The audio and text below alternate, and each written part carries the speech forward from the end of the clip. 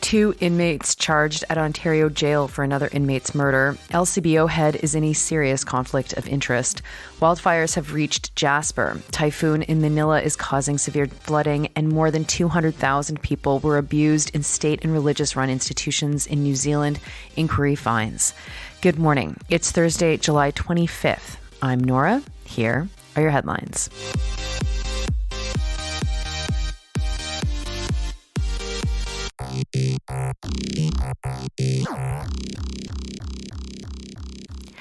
We start today in Lindsay, Ontario, where two inmates at the Central East Correctional Centre have been charged with first-degree murder for the death of André Taillefer.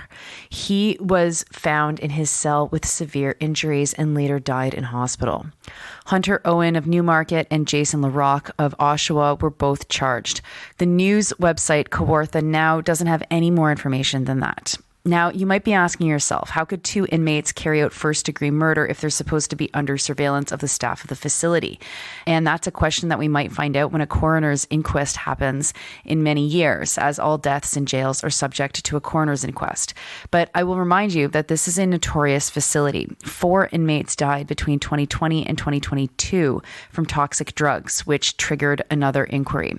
And you should also remember that Suleiman Fakiri was killed there as well. In that case, it was clear that the staff triggered his death. In fact, it was found that there were more than 60 policy breaches at the facility in the lead up to Fakiri's death. But with the decimation of local news in Ontario and all across Canada, it's unlikely that we'll hear anything more until that coroner's inquest eventually happens.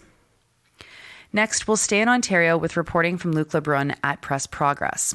The president of the LCBO, George Soleas, is also on the board of directors for a lobby organization called the Retail Council of Canada. That group is currently formally lobbying the government to privatize liquor sales in the province, as many of its members, from Loblaws to Sobeys, would benefit massively by private liquor sales. Now, you might think, wait, that doesn't make any sense. Why would the head of a crown corporation be on the board of a pro-privatization, anti-tax business lobby group? Well, that's what Lebrun tries to find out, though he doesn't come up with any good answers. The NDP leader, Merritt Stiles, called for Soleas to resign, obviously, as did Mike Schreiner from the Green Party. Soleas and the LCBO both ignored Press Progress's request for an interview. Next, to an update to news about wildfires that I told you about yesterday. As of last night, 6:40 p.m. local time, wildfires had reached the site of the town of Jasper. The official Twitter feed of Jasper National Park said that first responders were battling multiple structure fires. People have been told in no uncertain terms to get out. By 8 p.m. local time, first responders had been evacuated. Not long after, all firefighters without self-contained breathing apparatuses were also evacuated. Firefighters who do have self-contained breathing apparatuses stayed to try and save critical infrastructure, quote, including the wastewater treatment plant, communications facilities, the Trans Mountain Pipeline, and others, according to the park's Twitter account. The Trans Mountain Pipeline, I mean, really? Is that a priority right now? God, the contradictions on display.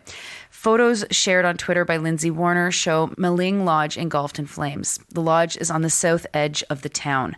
By the time you're hearing this, the news has surely gotten worse, based on the wind direction and predictions from last night. My thoughts are with everyone who loves Jasper.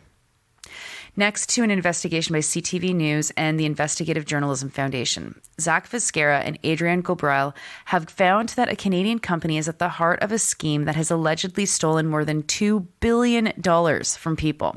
The victims are in Sri Lanka and Bangladesh, and the company's headquarters are in Markham.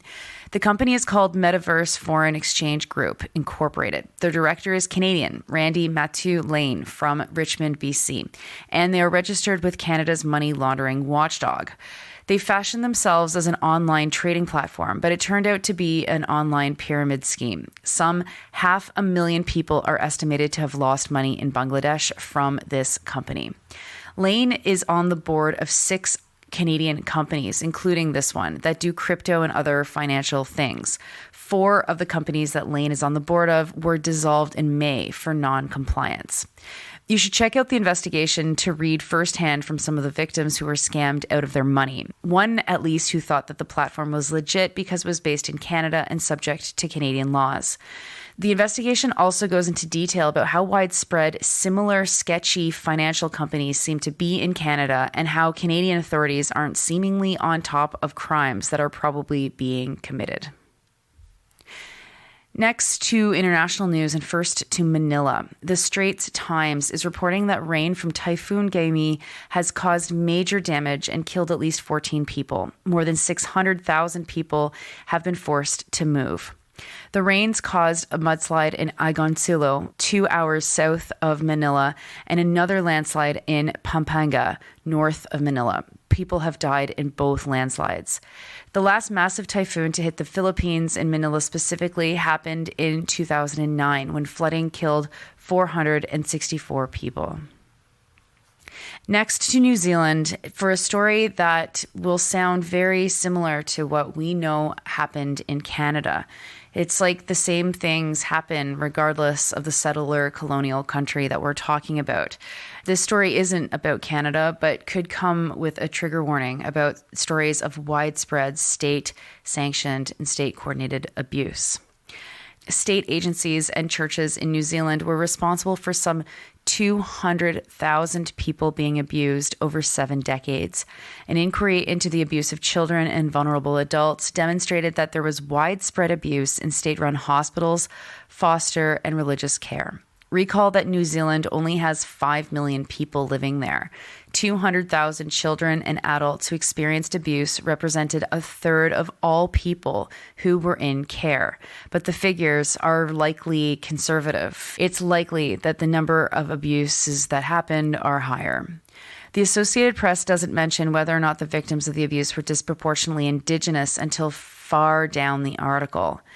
The report, as it appears in CTV News, mentions that survivors had come to the public gallery to hear the news and sang a Maori song.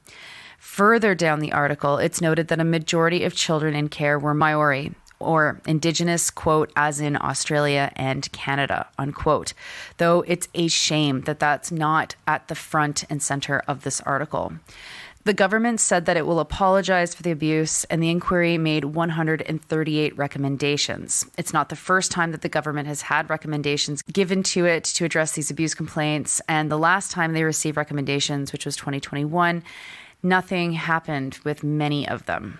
At least 42% of children in religious care were abused, and as many as 14% of Catholic clergy working in New Zealand had accusations of abuse made against them.